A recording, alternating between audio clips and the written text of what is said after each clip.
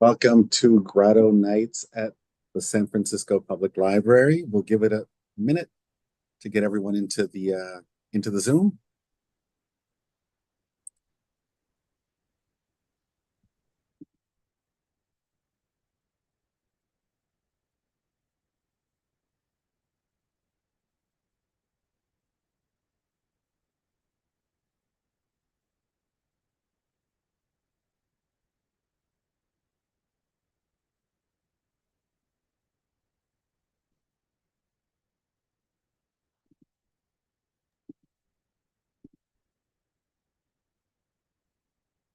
Welcome everyone. Giving it another minute, another 30 seconds or so.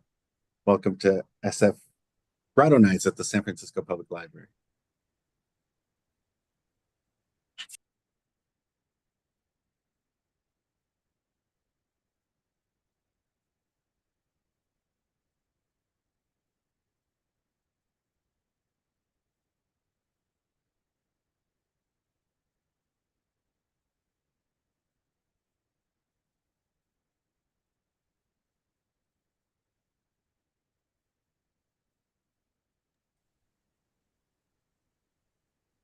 All right.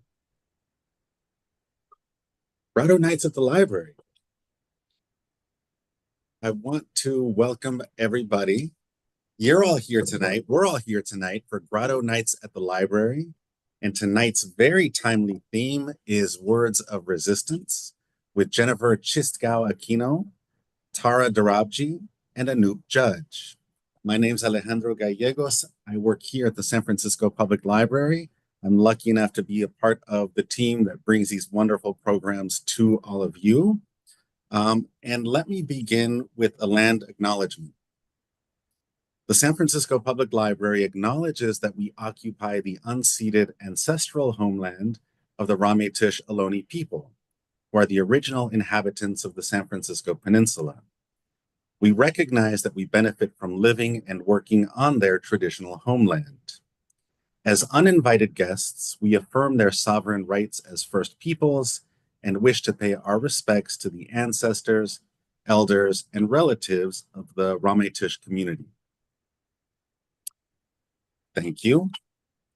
And I also want to remind everyone that our next Grotto Night will be March 25th with Audrey Williams, Nina Schuyler, Jenny Bittner, and Ethel Rohan talking about the theme, The Closest Bond, writing about mothers and daughters. I'll put the registration link in the chat. And excitingly, tonight, we feature two novelists and a journalist exploring how storytelling becomes a powerful act of defiance, addressing global and local injustices. Through their words, they expose the fractures of humanity and the enduring spirit of rebellion. Join me in welcoming our Grotto writers. A virtual clap, or an actual clap. Jennifer Christgau Aquino writes from her Northern California home. She began her writer's life in journalism when printing presses hummed and newspaper routes were the norm. Currently, she's a full-time freelance writer and an adjunct professor of media studies. Her work delves into the multifaceted experiences of women's lives, unearthing both the beauty and the raw, unvarnished truths that shape them. Her stories and poetry have appeared in Wild Roof Journal, Third Wednesday, The Dime Show Review, Brainchild, The Huffington Post, and more. Tara Dorabji is the author of the novel Call Her Freedom, winner of Simon & Schuster Books Like Us first novel contest. She is the daughter of Parsi Indian and German-Italian migrants. Her documentary film series on human rights defenders in Kashmir won awards at more than a dozen film festivals throughout Asia and the US. Tara has written for Al Jazeera, the Chicago Quarterly, and acclaimed anthologies Good Girls Marry Doctors and All the Women in My Family Sing. She lives in Northern California with her family and Rabbit. Born and raised in New Delhi, Anoop Judge is the author of 4 novels, The Rummy Club, which won the 2015 Beverly Hills Book Award, The Awakening of Mina Rawat, an excerpt of which was nominated for the 2019 Pushcart Prize, No Ordinary Thursday, which was a First Reads selection, and Mercy and Grace. Her short story, What They Brought With Them, is a 2024 Robert Day Fiction Award finalist. Anoop calls herself a, quote, recovering litigator. She worked in state and federal courts for many years before she replaced legal briefs with fictional tales.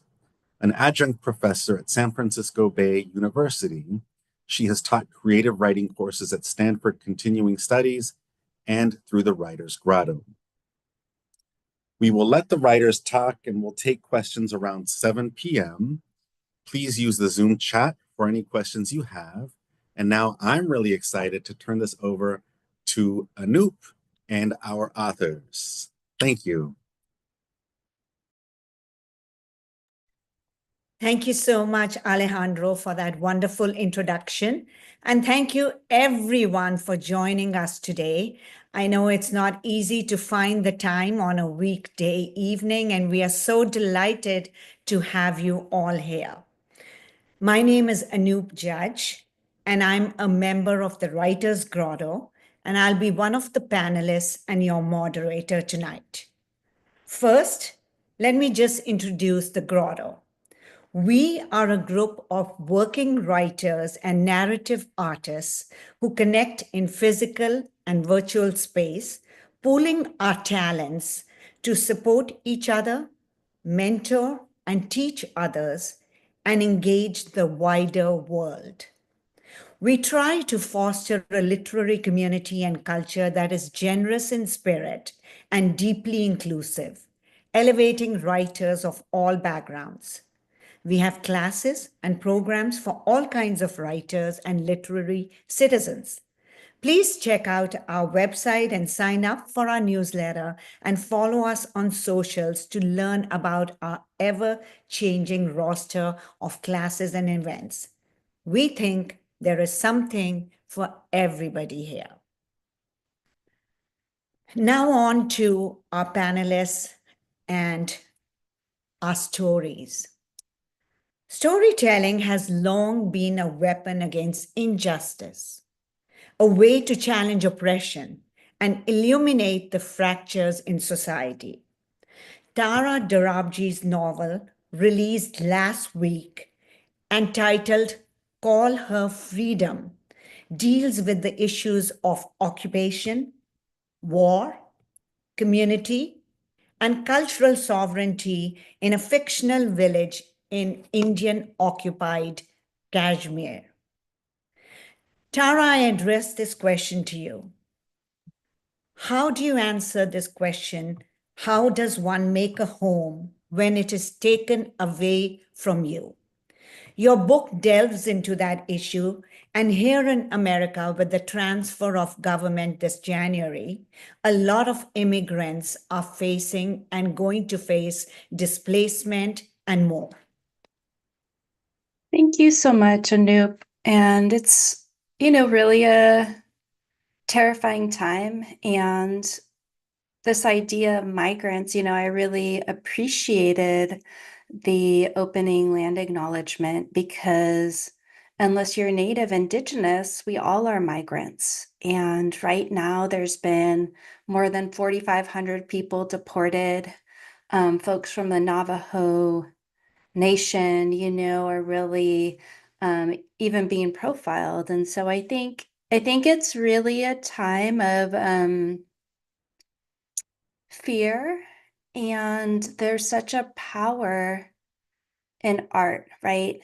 And being able to share each other's stories and lineages in this moment.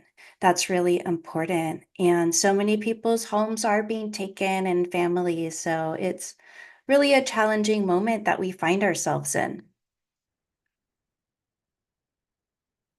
Absolutely, Tara, thank you. And would you connect that with Call Her Freedom, your book just released last week?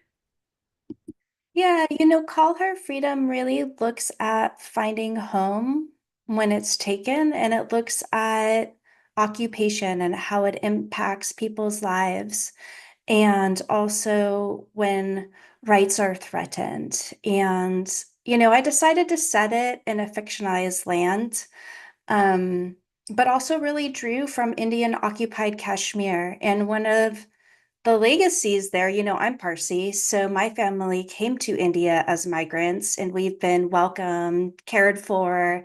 And when I went to Kashmir, I was just so devastated to see indigenous communities being occupied. And you have that happening right here in the US. The border didn't, like, people didn't cross the border crossed them. And indigenous peoples from the Americas are being persecuted right now, while folks who have settled here are claiming rights. And so there's a lot of parallelism between them. And I think that what's really important is the right to sovereignty and also the right for all people to live in freedom. Yes, absolutely. Your words resonate with me, Tara, of course. And I believe you are reading a piece tonight that connects to our theme, Words of Resistance, connecting Call Her Freedom to Resistance in Action and Words. Would you tell us about it and then launch into your reading, please? Yeah, thank you so much, Anoop. So I wrote this piece. It's some musings on resistance just over the last week. It's called Notes on Resistance. The day before my debut novel, Call Her Freedom, is published, the TikTok and Trump inauguration of authoritarianism commits to white supremacy and domination for our nation. And at the same time, Lakota political prisoner Leonard Peltier is granted clemency to live on house arrest. Peltier says, well, the entire nation is my home. Inauguration and MLK Day landed on the same date, like twins holding darkness and light. Will we be able to reclaim a balance? Call Her Freedom is guided by a question. How do people live in freedom when their rights are eroded? It is a sweeping family saga and love story following one woman's struggle to protect her family and home and culture amidst the backdrop of military occupation. Inspired by the independence movement in Indian-occupied Kashmir, research for my book took me to one of the world's most densely militarized zones. I landed in Kashmir as mass civilian graves, were being verified by the state. In Kashmir, I met human rights defender Khurram Parvez, whose grandfather inspired him to become a social activist. Call Her Freedom was published on the anniversary of the 1990 massacre, where Khurram's grandfather was killed while nonviolently protesting for self-determination. When we met in Srinagar, Khurram told me, here we bury our dead because the cemeteries are our stories. The children, they walk through the graveyards and they understand the resistance of those who came before. It is how we teach them. Khurram shared with me that his grandfather told him, after I die, when we finally win our freedom, come to my grave and tell me that we have been freed. But Khurram said he doesn't teach this to his children because they must learn to live as free in this lifetime. Khurram was arrested in November 2021 for his work as a human rights defender and remains in prison today. In Call Her Freedom, I follow the lives of strong women. The central characters, Aisha and Noor Jahan, are a mother and daughter who live in complexity and choose love, hope, and each other. Noor is a midwife and a healer who teaches her daughter the ancient arts and also ensures that she receives an education. The book asks, what do we pass on to our daughters? And traces the generational legacies of love, resilience, loss, forgiveness, and endurance. The women of Call Her Freedom forge paths of justice, protect their culture, and show up for one another. They live in resistance, and they live in freedom. Also, on the day Call Her Freedom was published, Bishop Boudet gave a powerful sermon speaking to Trump and the nation. When asked about it, she said, quote, "My most important work now is to encourage rising generations, all of us really, but particularly those who will live on past my lifetime, to live in hope." Resistance requires action by each of us. The injustices surrounding us, from mass deportations to the pillaging of our earth, to genocide, to the censorship of truth tellers, are too grave not to act. They require us to choose love.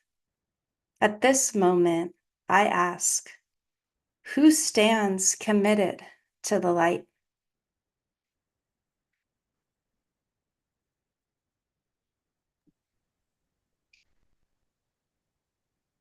Thank you so much, Tara. That was wonderful. It was it was wonderful to hear your powerful words and rendered in, with such emotion, strong emotion. Moving on to Jennifer. Jennifer, as a journalist and in your writing, you delve into the transformative power of narrative as an act of resistance. As you know, this last week has been a tough one for many.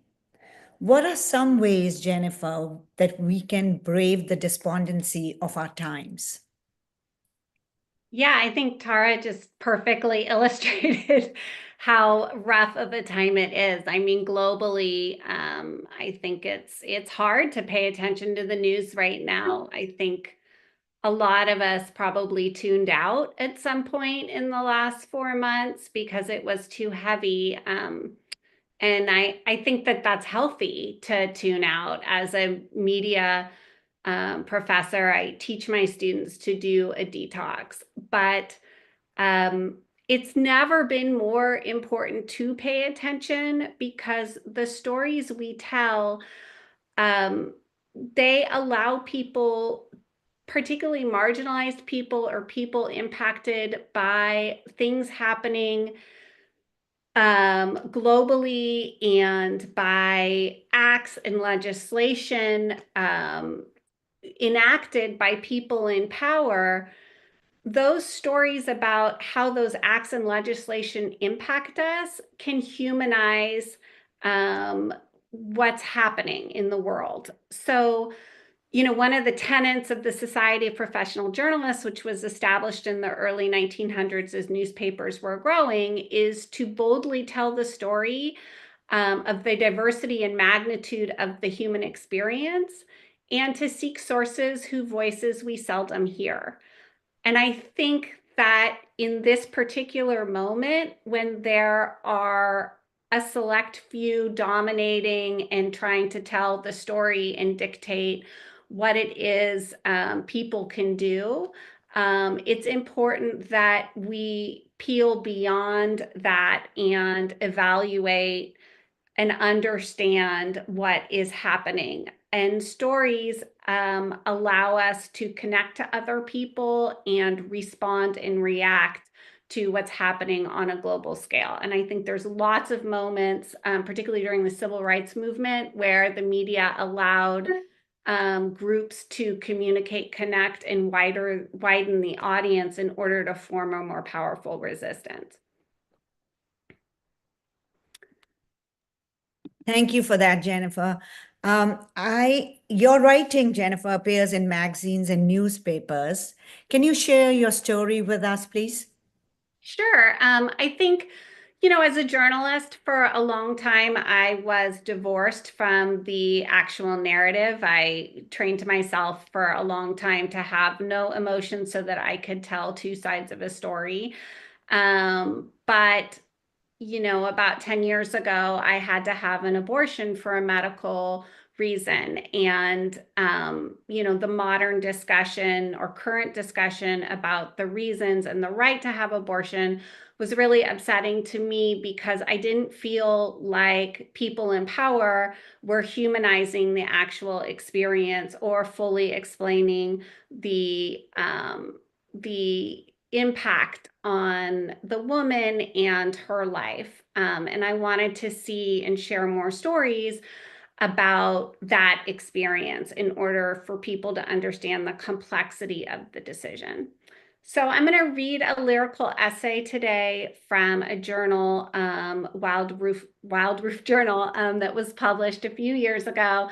It is about my personal experience with abortion, and it's meant to explain the grief and the emotional process women go through, and also the isolation you feel because it's not something that we've historically allowed to talk about publicly or openly. The last orchid gives up in the early hours of a Sunday, tossing a crisp flower from its stony stem onto the bedroom floor, littered with other ghostly petals. The light is as paper thin as the blossom. Covered in sheets, I watch its stiff stem let go. My eyes squint in jealousy, to release and not bend, to remain rigid so easily. I curl around my hips and form an arch, my back a shell, afraid. At first, they referred to it as a procedure, and then they didn't even call it that.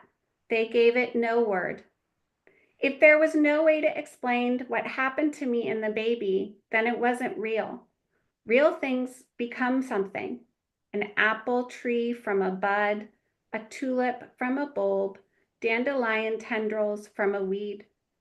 They gave me plants wrapped in cellophane, tied in wired bows, in clear vases of the same square shape, until death hung in every corner of my house, until the flowers themselves became the thing they were supposed to heal.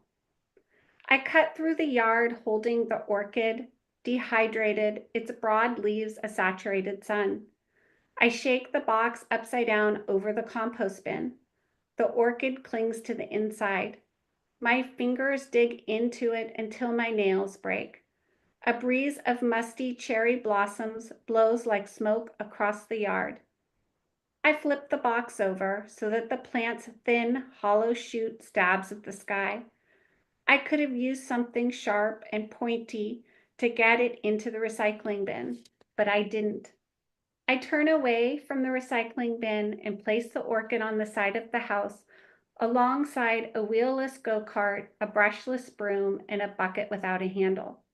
These things are also missing pieces to make them whole. I tucked a bucket between my legs during the ultrasound. Between dry heaving, the baby tilted sideways, and I saw a ring of light circling its brain. I puked and thought angel. Angels consumed my daughter when she was 3. From the back seat of the car, she spent weeks with her eyes squinting, searching trees and bushes and roadsides of garbage. When I asked what she was doing, she said, looking for angels. I can't see them, so they must be really small and hiding everywhere, she said. I wanted her eyes to go on looking forever, but she stopped, like you do with missing socks, 4-leaf clovers, Santa Claus. All blooms at some point lose. Sometimes you pick them just before. They call this deadheading. I know this. I, however, have never done it. That spring, my garden is a graveyard of dead blossoms fallen, tiny headstones all over the grass. They blow into the small gap between things in the side yard, burying the orchid. A slim halo swallowed the baby. A stack of papers arrived in the mail with micro writing of measurements of probabilities. On page something or other, it read trisomy 18. These were the decisions I thought big: to marry, to buy a house, to leave my job, to euthanize my dog when she was still licking my hand. I could still get my jeans together with a rubber band. That is lucky for someone 5 months pregnant, the doctor said. Most women have already filled their closets with maternity clothes. She patted my leg.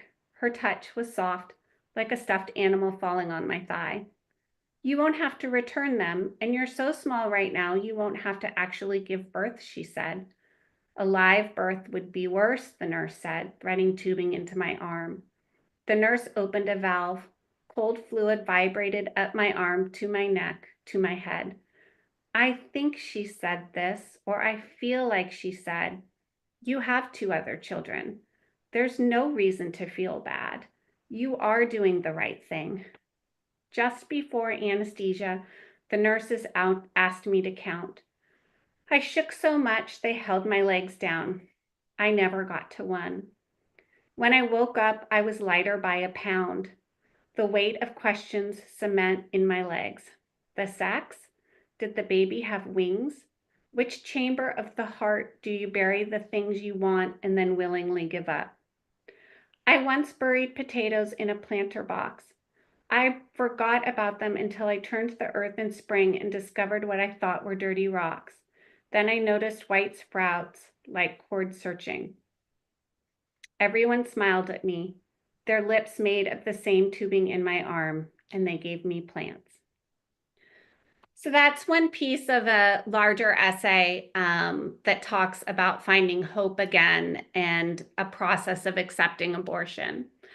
And so, yeah, it's something I wasn't it's very personal, and so it felt hard to share, but I think that there are moments in history where it's important that we share hard things. They not only serve as a history, but they serve as a moment when we can find other people who think or feel, and that can create community, and there can be power in that, particularly when you're speaking truth to people in power. So Anoop, I know you use storytelling also as a means for showing how decisions by the powerful can impact generations. Can you talk a little bit about your book and how it teaches us to think about resistance? Yes, thank you, Jennifer. So my last novel, Mercy and Grace, also which released in 2023, also deals with the growing fundamentalism in India and how under Prime Minister Modi's rule, it has seen brazen acts against minorities, particularly Muslims, from hate speech to lynchings to outright murder. And so this novel, I wrote this novel because this was not the India I grew up in. And I don't have any skin in the game. I am not a Muslim, but the intolerance and fascism and fundamentalism I began to see on my visits to my homeland terrified me and grieved me. And this is an oft repeated phrase that authors and writers and of course journalists like yourself use, is that you write to make sense of the world around you. And I think this novel, more than any of my other novels, has done that, has shown a light on the changes in a country that was very tolerant and inclusive, and has since then, in the last 20 30 years become very intolerant. And so this novel straddles two timelines, a contemporary timeline where an orphan Jia Kumari from India at the ripe age of 21 is being booted out of the only home, which is the orphanage she has known, because all orphans are supposed to be rehabilitated and join the ranks of the living in the world, because they have to make room for new orphans. And so the novel opens with that. And then she is saved from what she theatrically imagines is going to be destitution on the streets of New Delhi when an offer of internship at Golden State Weddings arrives from the mysterious Sonia Shah of San Francisco, who is an event and wedding planning coordinator and owns the company wherein Jia has been given this offer. The second timeline, which is called then, as opposed to the contemporary one being called now, harkens back to 30 years ago in Ayodhya, India, December 1992, when Hindu fundamentalists destroyed the Babri Mosque, claiming that it was erected on the birthplace of Lord Ram, a very veneered Hindu god, and the deadly riots that followed. Now, there are a lot of scholars in India and in all over the world who believe that the demolition of the Babri Mosque created the dissension and led to this very fractious divide between Hindus and Muslims that exists today. And the novel is a love story. It follows the journey of a young Hindu girl's marriage to a Muslim boy in the city of Ayodhya 30 years ago, which is attacked by Hindu fundamentalists, leaving the pregnant bride to flee for her life, and they drag away the bridegroom, and we don't know whatever happens to him. And then there is the now, where Jia Kumari has reached San Francisco and how the two worlds collide. One set in contemporary America and the other 30 years ago, following the deadly, set in the deadly riots that followed the demolition of Babri Mosque. And it speaks to the experience of generational trauma, second chances, the power of family, and the power of forgiveness. So tonight, though, I am not reading from my novel, but a short story excerpted from an unpublished novel, which was a 2024 Robert Day Fiction Award finalist. What you will hear is the raw epistolary voice of a human trafficking survivor connecting to resistance in words. And the background of this is there has been a plane crash, and this so-called niece is traveling with this billionaire in a private plane, and to resist as a form of resistance and to keep her spirit alive, she writes in a journal in secret. So I'm reading from the middle of the short story. It is 16 hours after the plane crash. The first time I saw Lucky Reddy was straight after spending over a week in the dark cupboard, fed only once a day, and using a bucket for going to the bathroom. I would eat the dal and 2 rotis placed in my thali, then lick my fingers, fearing I'd never eat another meal. A muscular guard with beefy arms, whose power lay in his swift and large hands, watched us from under hooded eyes. If you dared to ask for a third roti, a blow from the palm of his hand landed above your ear. If you cried out from the dirty closet that you needed to pee, like husky voice once did, you'd pay for it with a blow in the stomach from a fisted hand.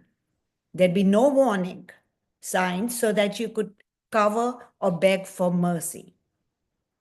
So we learned if we complained, he would make good on his promise and cut our neck. We knew never to interrupt him or, or stand up for each other.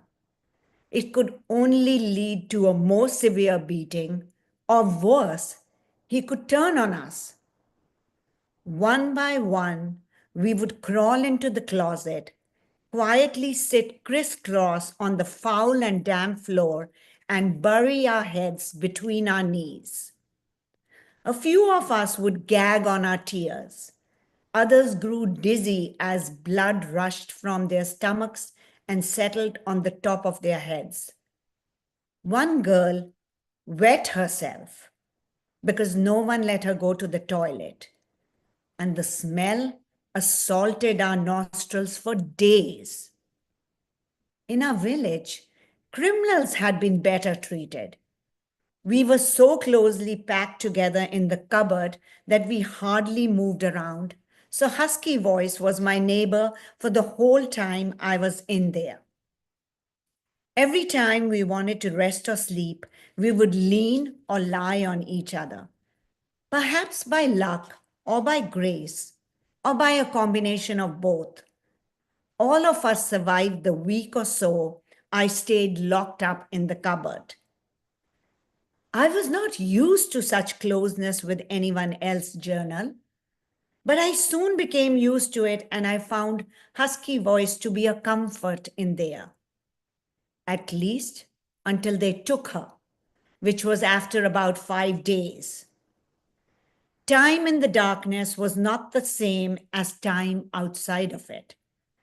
Sometimes it stretched and became horribly long, especially when new girls arrived and could be heard crying quietly in the darkness.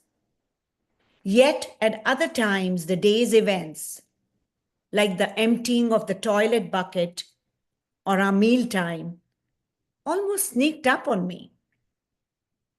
Each time girls came and went, we would quietly speak our names into the darkness once the men had left the room next door to us. It was so we knew how many of us there were. But also, I now understand, for a sense that we were still ourselves, that we had not yet been lost to the world. At one time, 13 of us were crammed into that small storage space with no furniture and just a threadbare carpet beneath us. I remember thinking, we were once children. We were once little girls. We once played in the dirt under the shade of a peepal tree. Ordinary games like hopscotch and hide and seek. When my time came, I was rushed out of the space with 5 other girls and taken to a room in the house where we could wash and make ourselves look presentable as the men instructed. Then we were pushed impatiently into the back of a waiting van. We drove for about 20 minutes. And then we stepped out from the back of the windowless van, all of us squinting at the brightness of the sun. This place looked abandoned, even to the eyes of a girl from a little half-empty village in the middle of nowhere, dear journal. It had scrubby grass growing from between cracks in the concrete, and there was a large building. One of the girls said it was as big as an aircraft hangar, although I had to take her word for that, and it had great sliding doors that went all the way to its top. The doors were halfway open, and we were bustled inside and lined up.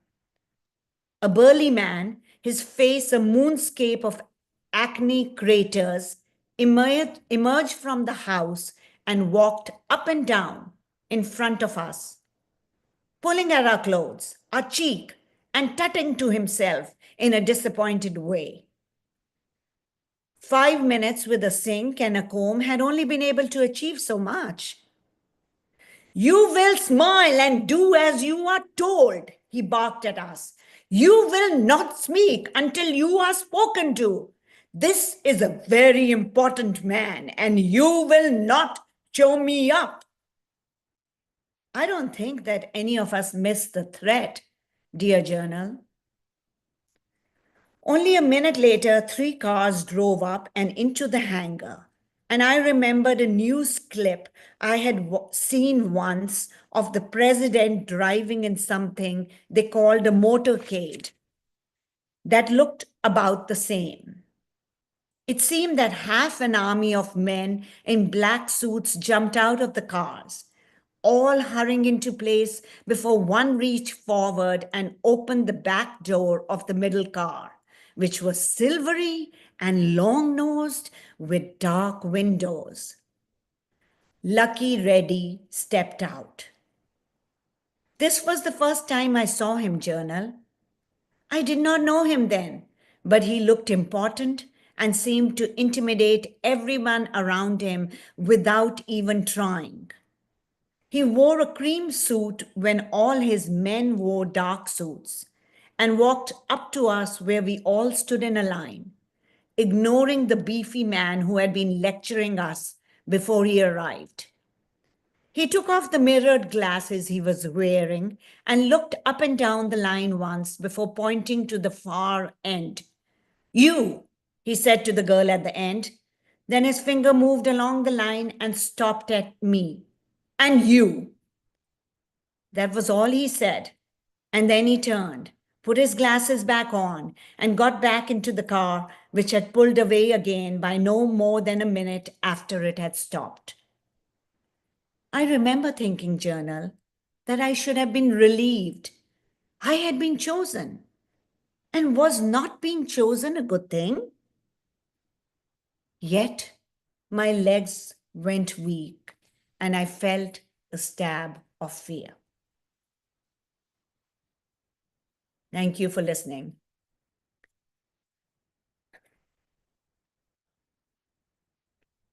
Tara, my next question is to you. How does your novel navigate the complexities of Hindu-Muslim conflict in Kashmir while balancing the deeply personal stories of Noor Jahan and Aisha and Murad with the broader political and historical context of the region? Thank you so much, Anoop, and thank you for that beautiful reading.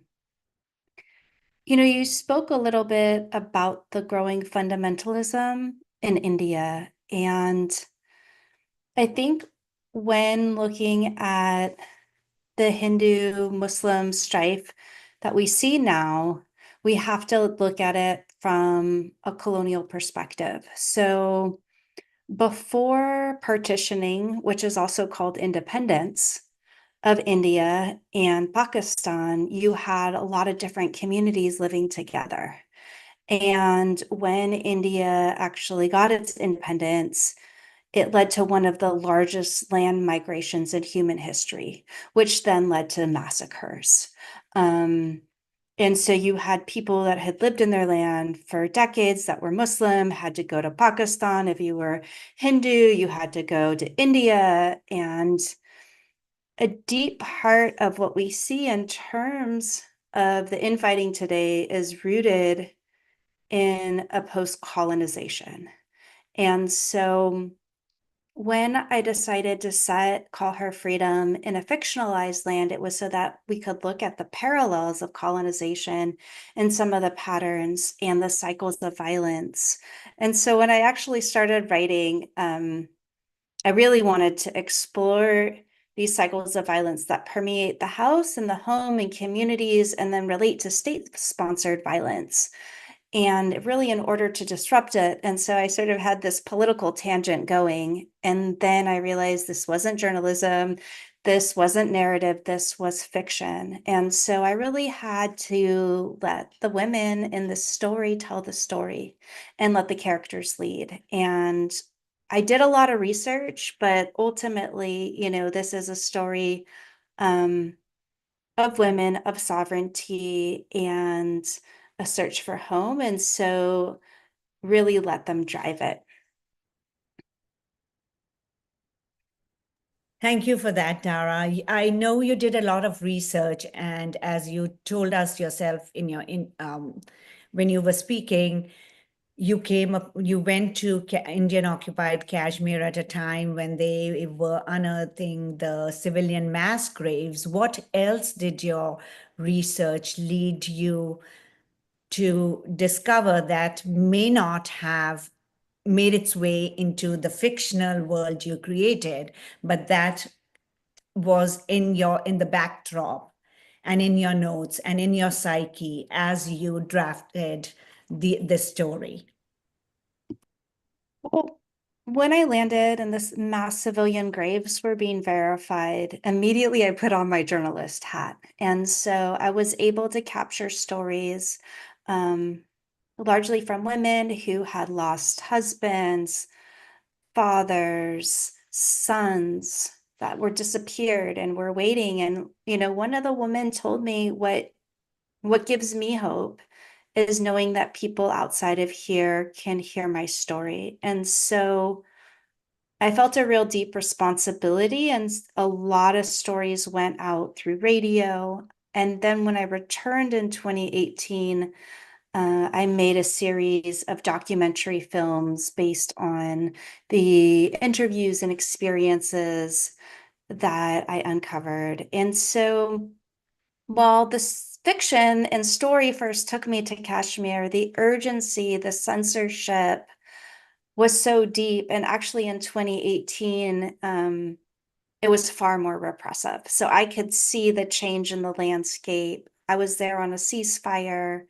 A young artist was murdered. He was run over by an army vehicle after Friday prayers.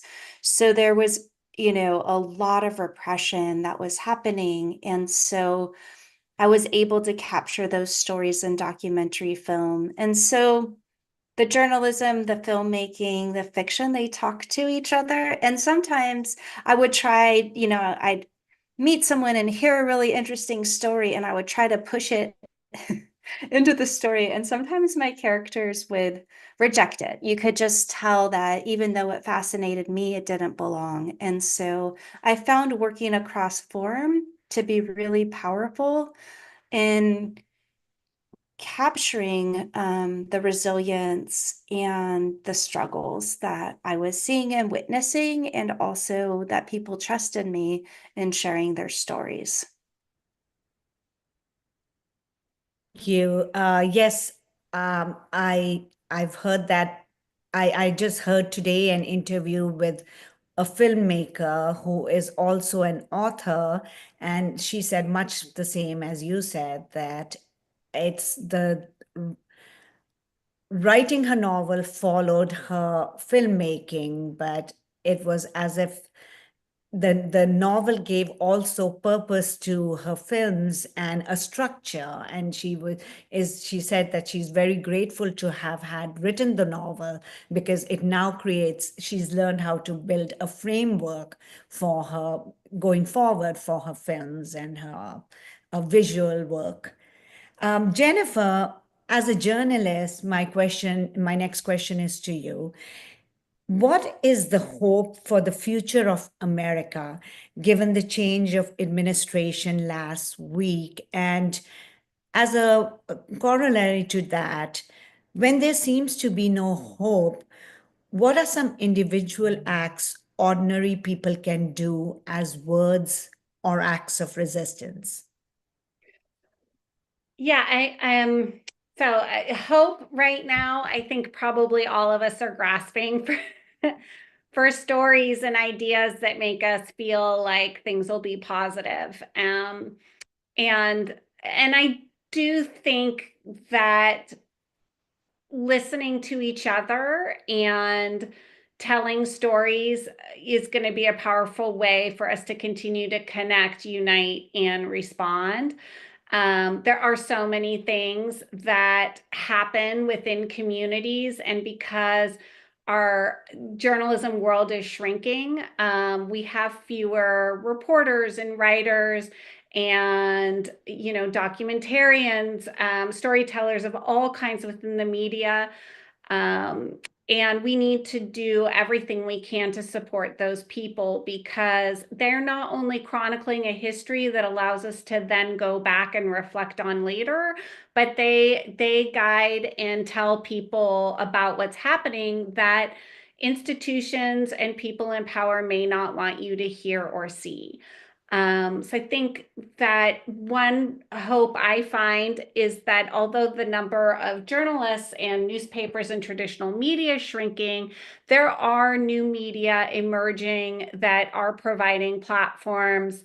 There are a lot of literary magazines that are doing, some innovative work and representing marginalized voices in ways that we've never seen before. There are podcasts and there are documentaries and streaming services which are elevating more voices than we've had before. So although things feel bleak, they also, I think, can be promising as new media emerges. And I think one very powerful thing we can do as consumers and then also as writers is to continue to look for people who are underrepresented and read their stories and point of views, and to continue to, even if there is an opinion or a set of people or a story that we think might not interest us, to read those stories and to engage with that text, because there's so much we can learn about ourselves and other people that forges understanding. And there's so many things in this country right now that are divisive because we're not listening to each other, or we're being siloed. Everyone scrolls through their social media, and every time you click on something, there's an algorithm out there that's saying, like, I'm gonna give her more of that. And that means that we're seeing fewer opinions outside of our own, and that's a really dangerous place to be. And so I encourage people to read outside of what they typically do, to not click on the social media story, to go off and Google it instead, and to really think critically about, investing money in subscriptions to newspapers and to donate to organizations that are fighting for the freedom of the press and supporting and sponsoring writers, because I think the next few years are going to be rough for people who are particularly reporting about things that are sensitive topics, and yet we need them. Yes, absolutely. Everything you said, Jennifer, resonates with me. And today's San Francisco Chronicles had an article about how Napa Valley and many of the farmers in the valley and farm owners and businesses are getting ready to fight the fight, because there is so much confusion and fear among the marginalized communities about imminent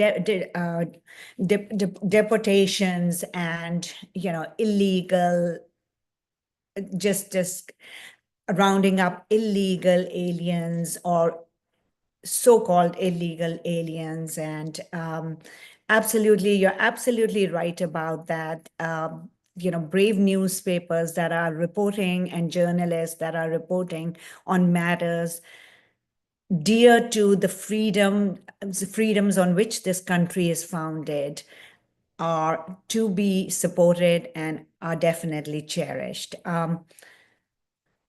Tara, is there anything you would like to add to this about the recent, the fear that the recent transfer of government has brought to many marginalized communities, including not only those facing harassment by due to their ethnicity, but also their sexual orientation? Since you visited a land which has been under the longest militarized occupation. And, you would have many stories to tell from the generations of trauma that those people have suffered.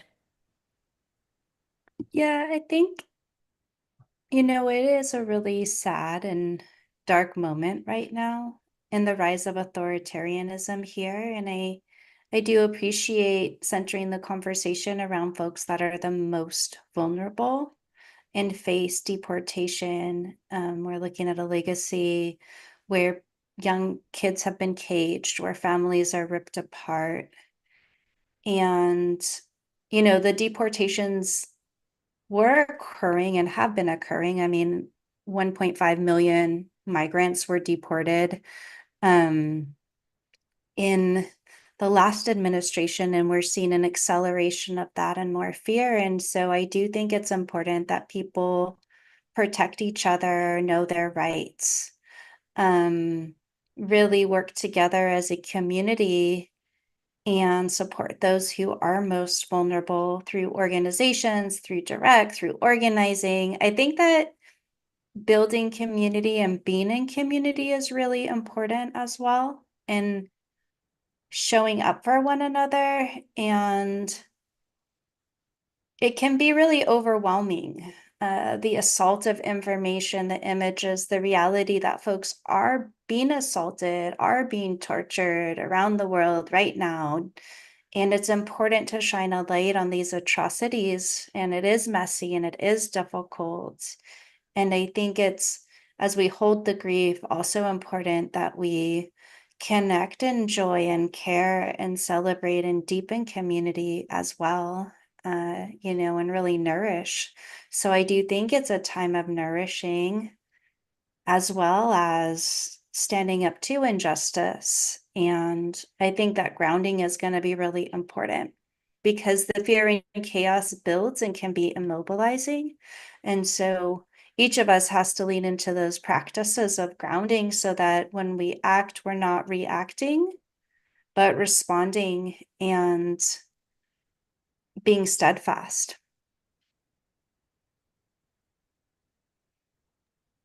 Thank you, Tara and Jennifer, both for participating and for your astute responses.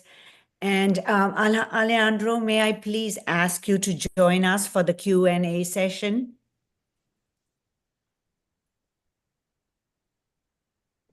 Yeah, thank you. I'm not here to answer any questions.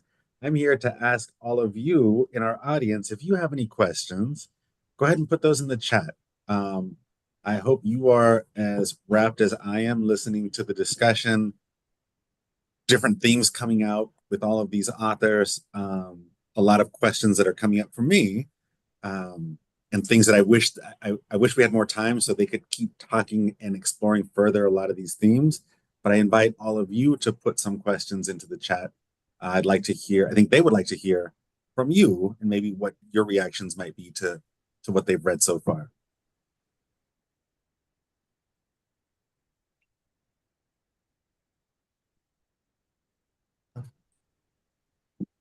I don't see anything here, but one thing that I've been thinking about that I think all of you have touched on is geography and movement and like I think Tara talked about displacement and movement of people. All of you seem to be historic. I'm thinking it's hard to not think about, like you all have talked about, our very current situation, and everyone has personal experiences and stories, like I do, like like all of you do. I'm always fascinated with more stories about that.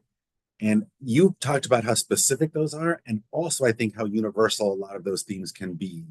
So for immigrants or people that have been displaced, Native Americans, Mexican Americans, or people in the Americas or Asia coming here, like a lot of these tend to be universal ideas. And I am fascinated by what you all have been talking about, and anything else you want to say about that for me is like super fascinating. Or you could also answer Tony's question here too.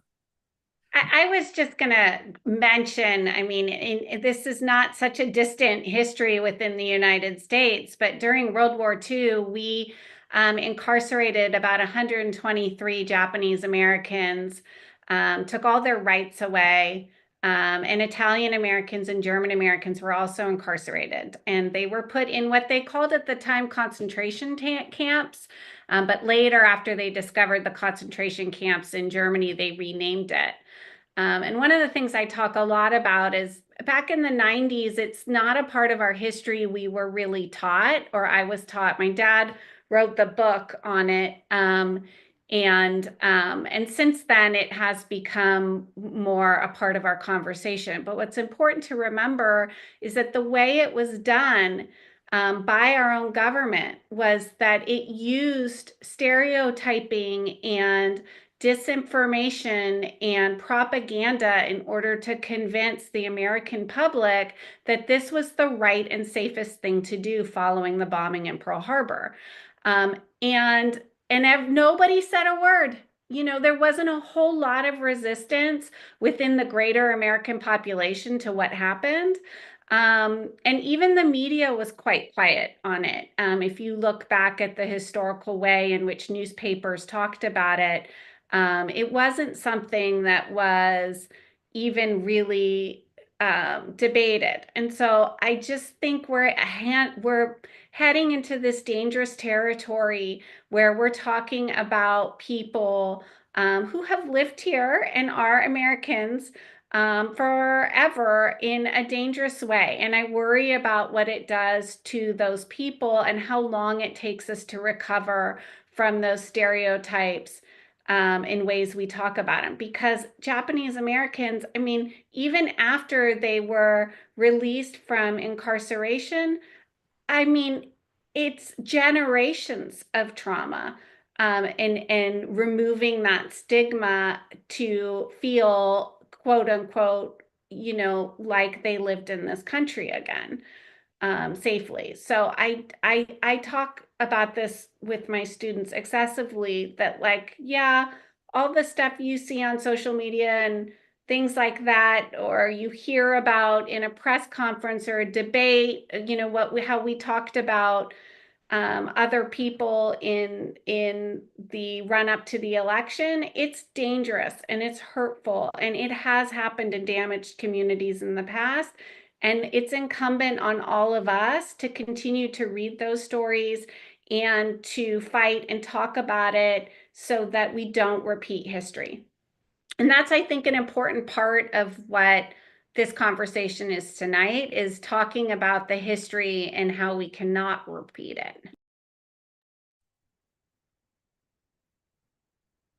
There's an interesting one in the chat about what inspires all of you. And I think we all caught hints of that, or maybe even explicit, like we can hear what inspires all of you, but particularly in such painful times, what keeps you inspired? Some of it, to my ear, almost seems like these painful times do inspire you. And thank you for that. But the question is, what keeps you inspired, especially during these painful times? And this is for all of you. As to me personally, I would say that forums like this are an inspiration for me to keep writing. When a person like Jennifer says that, and I hardly know her, but she makes the case and champions the work of unknown, repressed, and underrepresented voices. I feel gratitude that that in America, a country I have loved, being a migrant here, there are people, there are good people, there is good all around me. I'm filled with gratitude with that. And that gives me the strength and the power to put to put my resistance, to put a pen, to put to put on paper my resistance through my pen, my words of resistance.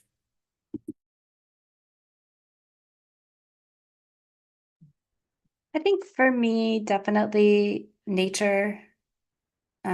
Just like being at the beach, ocean, animals, all of that really inspires me, and I try to make time for that. Also, my kids, they're both amazing artists and activists and have been really creating powerful work and sharing it, and that is deeply inspiring to see also that generational transmission of information from like elder artists and culture bearer and activists, and like moving through my generation to the next. So that lineage is really deeply inspiring, and in the artist communities are such blessings. So my writing group, being part of the Grotto, there's other artist communities that I lean into as well. So those things really feed me, and I really try to make sure that I blend that, like making, like building the community, sitting in practice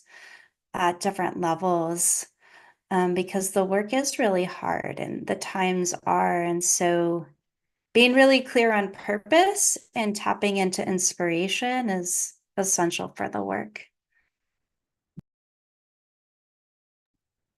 I mean, I just think looking at my kids every day, I think, oh my God, we can't go back. Like, I can't, for me, women's rights are such a huge thing. I don't want my daughter to grow up and think that, she doesn't have a place or a voice, or go off to college and have people treat her disrespectfully. I mean, I think so many generations of women, the generations before me in particular, fought so hard for us to be, to break glass ceilings. And in my neighborhood, I'd say we're reaching a point where the women in my neighborhood are as important in terms of their economic contribution and their work as the men, and that's where we need to be. I also, walk into a classroom of fresh-faced college students every 3 months, and I love them. They are so wonderful. They are in very inspirational generation. They understand media, they understand what it's doing to them. They get this world, and I don't think we give them enough credit, and I think they're going to change things. So every time I walk in, I feel like, all right, my job is to tell them about what history has done before them, what they can do to create change. It's why I didn't go back into full-time journalism, because I saw I had this skill that's disappearing, and I wanted to pass it on to as many people as I could so that we can continue to have journalists and media producers tell so many stories. I think that's great to hear all of that from each of you. Backing up a little bit, and kind of related, is we have a question about what was your journey like to become a writer? How did you all get into writing? And I'm sure those will be very specific or your own stories. I think we're all curious to hear that too.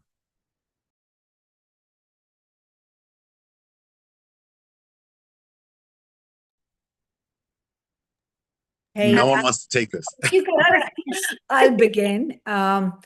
I was in law school in New Delhi, and I was approached by a publishing house that was bringing out a series of books on careers available to emerging careers available to new graduates. After this is when India was at the infancy of the digitization, and the young folks, the young people were rebelling against not wanting to join daddy's business or, clothing store, and they wanted to do their own thing, go into advertising or law or, uh, or government jobs. So this publisher was bringing out a series of dummy style books, yellow and black, all of them.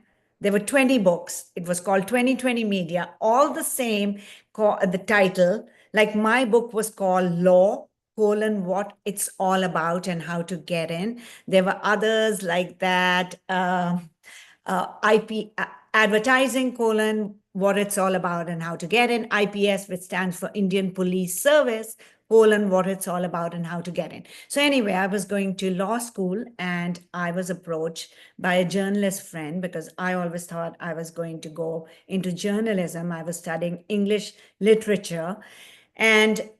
But then I followed my then boyfriend into law school, and I didn't know anything about law. I was going to law school and I had to write this book. So I just picked up the phone, made appointments with all the leading lawyers and judges, and I, I interviewed them, got a bunch of snippets from them.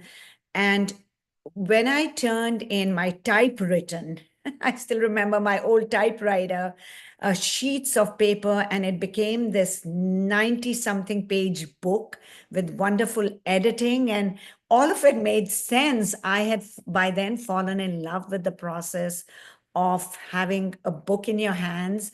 And I made a promise to myself that when I had the time and the luxury, I would then write books, fictional books, because those are the worlds that I enjoy, the genre I enjoy the most being book club fiction. And so that stayed with me. And when I left the law to raise my kids, I returned to my first love, which is writing.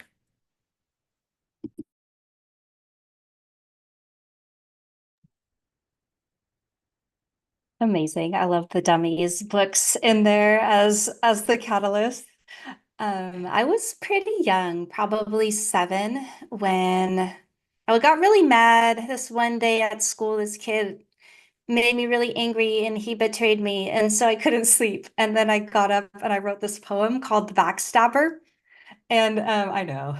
And so what amazes me about that story is I shared it at breakfast and my family like applauded it, put it on the fridge. And so I came from a home where art was viewed as an expression and different emotions could be channeled and receive applause for it. And so I knew I was a poet. That became my form. That got me through so much in high school and beyond. And then I decided to write a novel. It took me 14 years to write Call Her Freedom. It was a long journey of love. My kids were in preschool when I started. They're now in high school. So it was amazing to sort of grow the story and my children. And actually, with that novel, I got a lot of rejection. So I was agented, rejected by agents, had one agent finally take me. That was so great. These editors were reading it. And then she left the industry and my manuscript was considered dead. And I just kept with it because I believed in the power of the story so much. And I actually ended up winning an award from Simon and Schuster. So it has one of those dreamy ends in terms of the publication. But I think it's really important because no two authors that I've talked to that are novelists have the same pathway. But I think what's in common is like you believe in the purpose and you keep going. And for me, the biggest gifts have been the community that's created along the way. So dear friends, and that has been a deep fuel in my art. I think that Tara and Anoop's story is what keeps me a writer because people ask all the time, how's it going? And I go, oh, I'm excelling at rejection. Like I literally keep a file of all my rejection letters. My dad was a writer and he would occasionally read them at the dinner table. And so, you know, he ended up writing 11 books in his lifetime. My mom is an incredible artist. She worked as an artist and they took turns working professionally and then creating. And I grew up like that. So much like Tara, it was really supported in my household. When I got to college, I thought I was going to be an elementary school teacher. Couldn't teach a PE class to second graders to save my life, and had like just a real breakdown until I took a journalism class and was like, oh God, every day can be different and I can tell all these stories. So I actually fell in love with reporting. I worked, if you are a longtime Peninsula person, I worked for the Fang family, which owned the Independent newspaper group. Worked for them for years, and bounced around in local Bay Area media when we had a really thriving newspaper culture here. There used to be like 13 papers in a small geographic region. I worked for all of them, and loved it. I worked out in the Central Valley for a while. Worked for a startup. When I had my daughter, I was about 9 months pregnant, working at the San Jose Mercury News, and I got laid off as the newspaper was undergoing restructuring. And at that point, I transitioned into teaching and freelancing, and then started writing poetry and fiction, which I had thought I couldn't do. I thought I am only able to tell stories about other people. And every with a beautiful part of writing is that, you know, there's so many different styles and ways to express yourself and ways to tell stories about the world we're living in that it never gets boring. And so every time I think I've got something like that I really love, I start dabbling in something else and I'm just never bored. And I think sometimes I'm like, God, I should probably get a job as like, I make no money. I should probably get a job as like a bartender or like do something like, you know, become a nurse or something that feels like I might actually contribute to my family. We talk about it all the time, but at the end of the day, there really isn't anything that brings me more joy than sitting at my computer and, you know, struggling. Even the rejection is character building. Love it.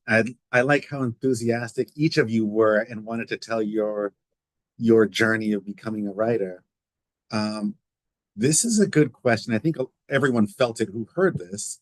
Is I'd love to hear from Jennifer how she prepared herself to publish something that was so personal and on such a divisive topic. Very brave and important, so thank you, but undoubtedly very hard. So I think it starts with you, Jennifer, and that'd be great.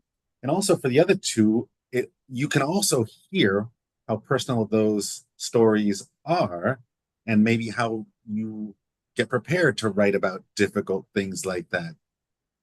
And Tara, your journey started with the poem called Backstabber.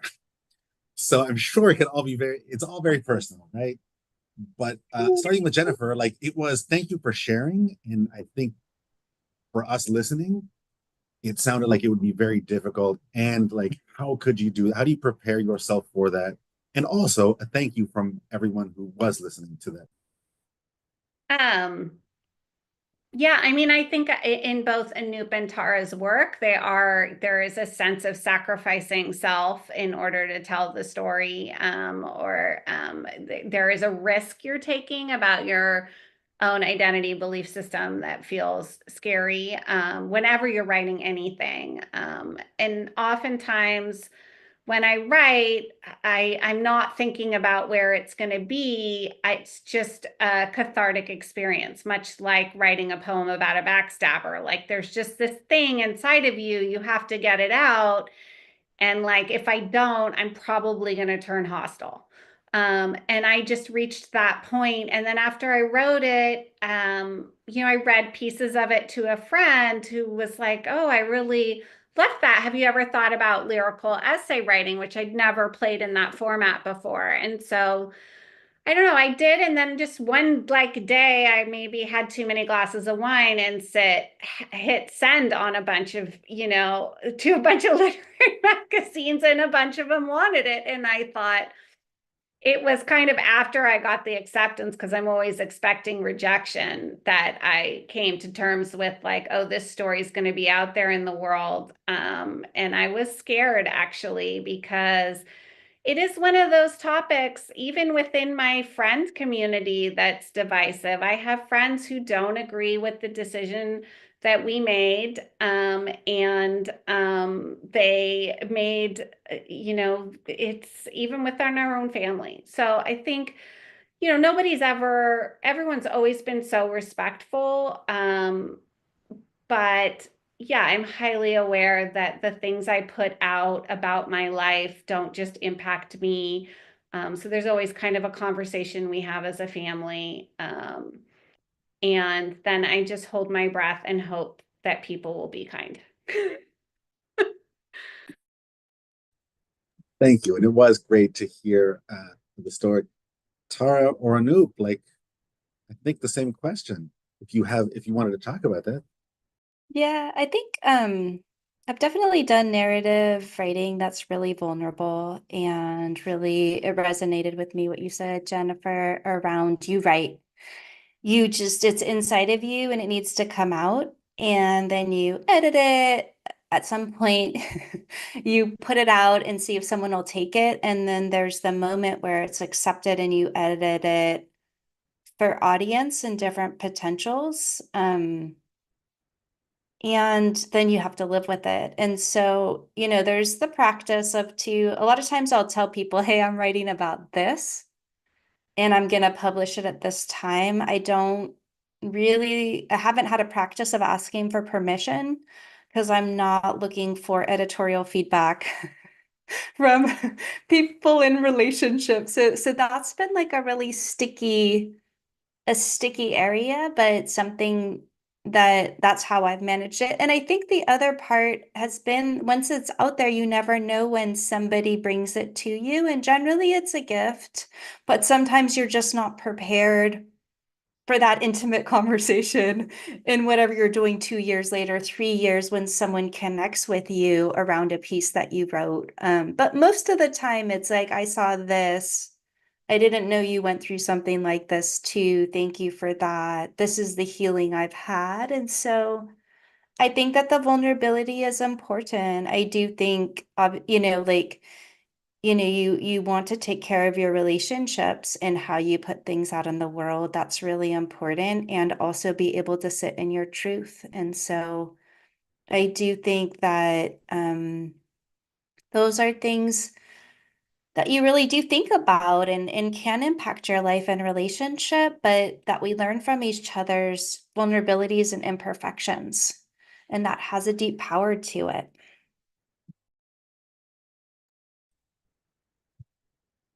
Yes, Tara, everything you were saying really resonated for me, because while writing Mercy and Grace, and I was just talking to a friend of mine, who belongs to the majority religion, and he just lashed out at me and was like, why are you writing about this? Why do you not write about your own community, my own community being Sikhs, which is a minority religion in India, but derived from Hinduism, so not so different. And I was quite taken aback, and I did think I would get, after that, I braced myself for backlash from my friends and from my community. But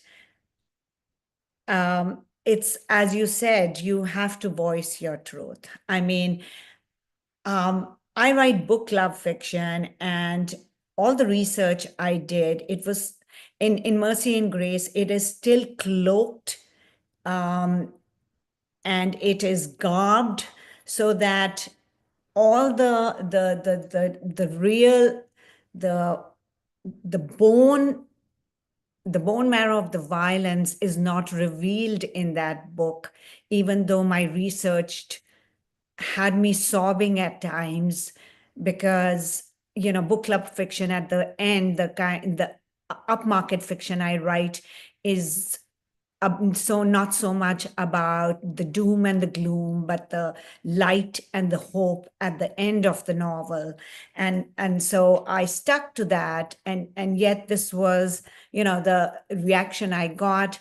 And I even reached out to writers like Thriti Umrigar, who have also published books like that about Hindu-Muslim strife in India. And Thriti Umrigar's novel is very graphic, and she too wrote. She expressed solidarity and gave me words of comfort. And she said to me that she felt so sorry that I had to go through something like that. And I cherish those words because as an author whose work I deeply admire, she said pretty much the same what you just said, Tara, that she had to write it. She had to sit in her truth. She had to voice her truth. She had to lay bare what her heart and mind and what her other senses were observing. And so, I mean, you just carry on. And I mean, there are people who are not going to approve. There were people who said to me after Slumdog Millionaire came out, why do they show this of India? Why do they not show the glamour and the parties and the weddings? And I wanted to say, because this is a cancer in Indian society and it's a reality. And just because you choose to live where you close your eyes, and I know so many people in New Delhi and Mumbai and who live like that, who choose to wear blinkers while they're, while they're beggars and with amputated limbs knocking at their window doors of their luxurious sedans. And there's a slum right across a very, very wealthy colony. But I don't want to be one of those. So you're never going to please everyone. I finally come to that, and I just have to write about the unpalatable truths that I see existing in India and in the US. So Well, one thing that I find, I think people who attend author talks and panels find valuable is you get to know, or you get a taste of of the people who are writing these things down, and whether it's very hard topics that you're sharing or writing about, or personal experiences or research, we still have people who say, y'all have a great sense of humor. Y'all have great senses of humor. And you could tell from this talk, like we can get glimpses of, there's so much personality and charisma on this panel. I think people who are here have enjoyed this, and I've enjoyed it, and I hope the three of you, have enjoyed this experience. 30 seconds from each of you, or a minute of each of you, if you wanted to share one last thing. Except there is one more question that I wanted to ask that someone put in here. OMG, Tara, you have a pet bunny? And then if you each want to give like 30 seconds in whatever you want to say.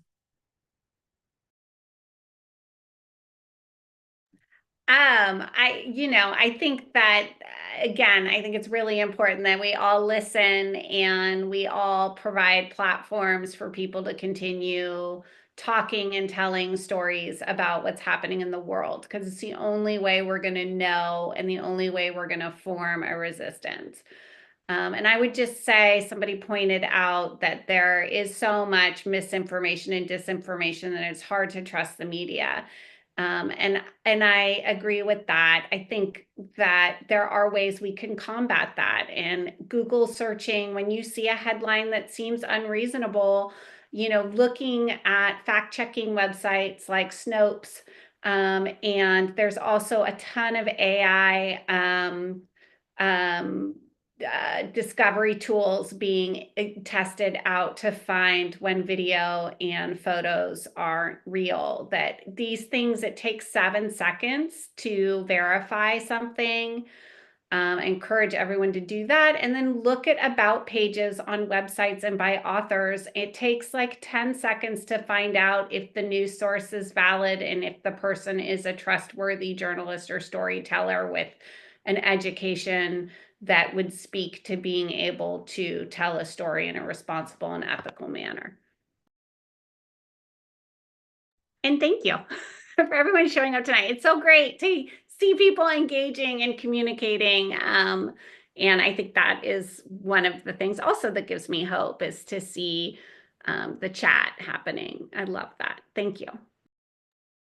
Yeah, I would just say thank you to Anoop and Jennifer. It's been so lovely to be on this panel.